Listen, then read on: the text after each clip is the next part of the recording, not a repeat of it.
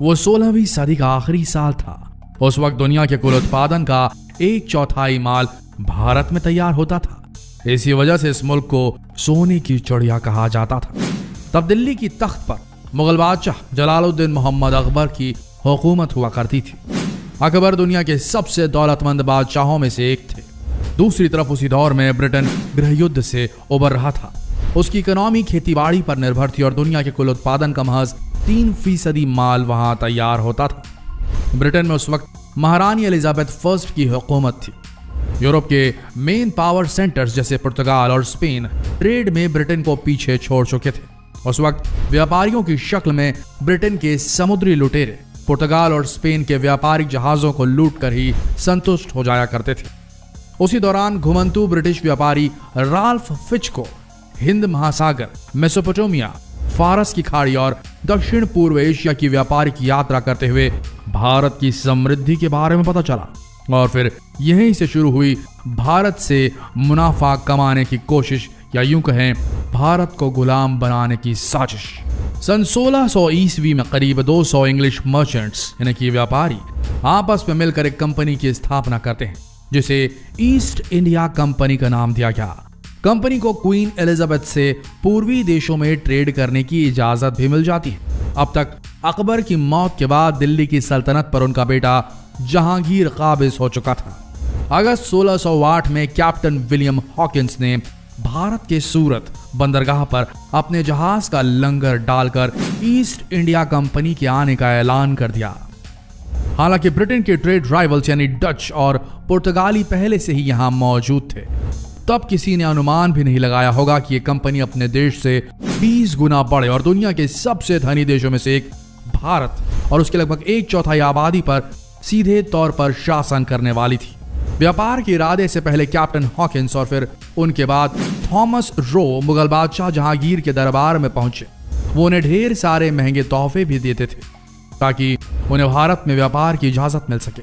वो जहांगीर को इंग्लैंड के साथ ट्रेड करने के फायदे भी बता रहे थे। पहले तो जहांगीर डच और पुर्तगालियों के दबाव में ब्रिटिशर्स को कोई भी फेवर देने के लिए राजी नहीं होते, लेकिन जब रिक्वेस्ट लगातार जारी रहती और लगातार महंगी भेंटें और साथ ही साथ कुछ और चीजें जो कि उस वक्त अय्याश मुगलों को बेहद पसंद थी, वो जब प्रोवाइड करवाई जाती हैं अंग्रेजों द्वारा, तो ट्रेड और टैक्स से होने वाले फायदे को देखते हुए ईस्ट इंडिया कंपनी को जहांगीर से रॉयल परमिशन मिल जाती। शाही फरमान मिलते ही ब्रिटिशर्स सूरत, मुंबई, मद्रास, कलकत्ता और पटना जैसी जगहों पर अपनी फैक्ट्रियां डाल लेते हैं। धीरे धीरे इन फैक्ट्रियों की वजह से यहां बड़ी आबादी का बसेरा हो जाता है। हजारों भारतीय व्यापारी भी इन इलाकों का रुख करने लगते हैं। ये देखकर अंग्रेजों के भीतर का लालच बढ़ जाता है। उनकी एम्बिशंस, उनकी महत्वाकांक्षाएं बढ़ने लगती हैं।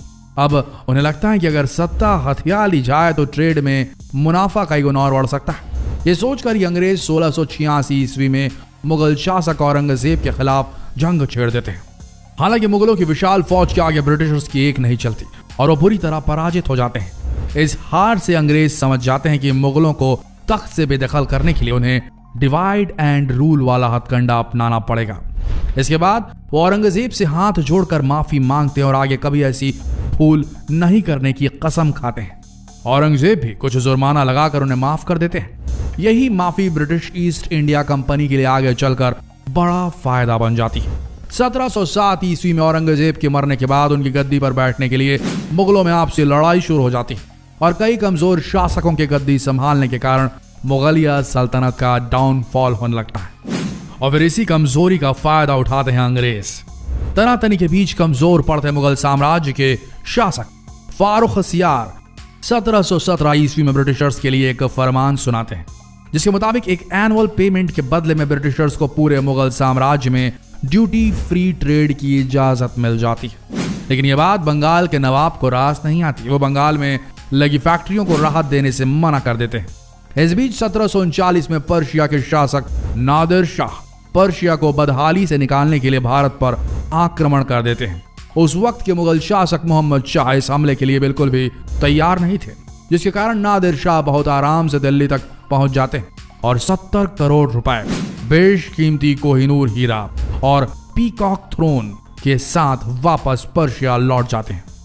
जाहिर सी बात है कि इतनी बड़ी लूट से मुगल सल्तनत के रुतबे को तगड़ा नुकसान पहुंचता है, जिससे डेक्कन में मराठा और बंगाल में ईस्ट इंडिया कंपनी को मुगलों पर मनोवैज्ञानिक बढ़त हासिल हो जाती है। लेकिन अब भी ये बात सबको पता थी कि बंदूक की नोक पर मुगलों को बेदखल करना आसान नहीं था, क्योंकि पूरे देश पर इनकी हुकूमत चलती थी। सभी रियासतें इनके नीचे ही काम करती थी। इसलिए अपनी हुकूमत स्थापित करने के लिए अंग्रेजों ने सबसे पहले बंगाल के नवाब सिराजुद्दौला को तख्त से हटाने की प्लानिंग कर ली। वो अभी भी इतने ताकतवर नहीं थे कि सिराजुद्दौला को डायरेक्ट चैलेंज कर पाए, इसीलिए उन्होंने डिवाइड एंड रूल पॉलिसी पर फिर अमल किया, हिंदू मुसलमान किया। इसके लिए अंग्रेजों ने सिराजुद्दौला के सेनापति मीर जाफर को अपने साथ मिला लिया। इस काम में बंगाल के सबसे बड़े बैंकर जगत सेठ ने भी अंग्रेजों का साथ दिया था। 1757 में बैटल ऑफ पलासी को जीतने के बाद अंग्रेजों ने मीर जाफर को बंगाल के तख्त पर बैठा दिया था। 1764 में बक्सर की लड़ाई में ब्रिटिशर्स बंगाल के नवाब मीर कासिम, मुगल शासक शाह आलम II और अवध के नवाब की ज्वाइंट आर्मी को शिकस्त देने में कामयाब हो जाते हैं। इसी जीत से उन्हें ट्रीटी और इलाहाबाद के अंतर्गत बंगाल, बिहार और उड़ीसा में मुगल शासन के रेवेन्यू राइट्स मिल जाते हैं।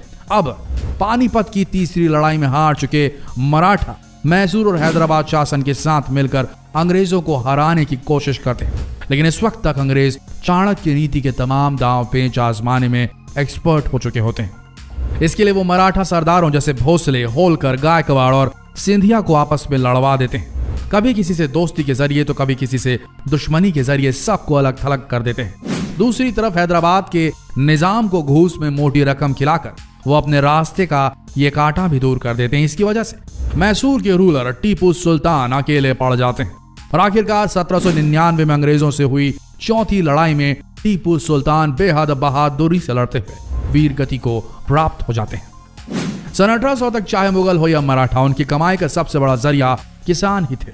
लेकिन ब्रिटिशर्स ट्रेड, कॉमर्स और लैंड रेवेन्यू सिस्टम की मदद से एक बड़े तबके का भरोसा जीतने में कामयाब हो गए थे। धीरे धीरे कई जमींदार ब्रिटिश अधिकारियों के खास बन जाते हैं। अंग्रेजों की एजुकेशन पॉलिसी की वजह से 19वीं सदी के बीच राजा राम मोहन रॉय और ईश्वर चंद्र विद्यासागर जैसे सोशल रिफॉर्मर्स भी ब्रिटिशर्स के थोड़े बहुत सपोर्ट में आ जाते हैं।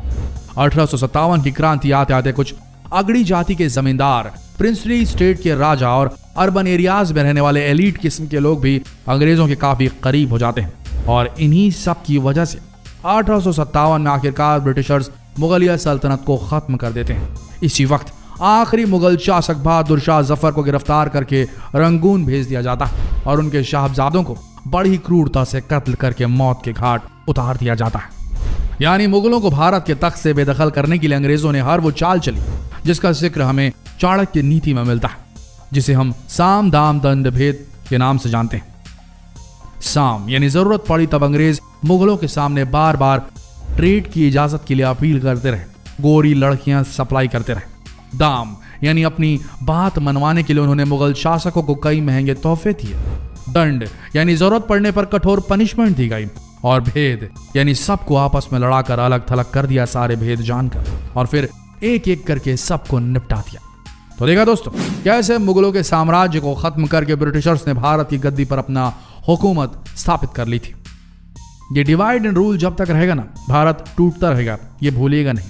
तो डिवाइड होने की जरूरत नहीं है, यूनाइट होने की जरूरत है, तभी ये भारत असली विश्व गुरु बन पाएगा। आप समझ रहे हैं हम क्या कहना चाह रहे हैं? तो अगर समझ गए हैं तो इस वीडियो को, इस जानकारीप्रद वीडियो को जितना हो सके शेयर करें, फेसबुक पर, व्हाट्सएप पर, यूट्यूब पर। मिलते हैं कल एक और दिलचस्प वीडियो के साथ। तब तक के लिए आप सबका इस वीडियो के अंत तक बने रहने के लिए दिल से धन्यवाद।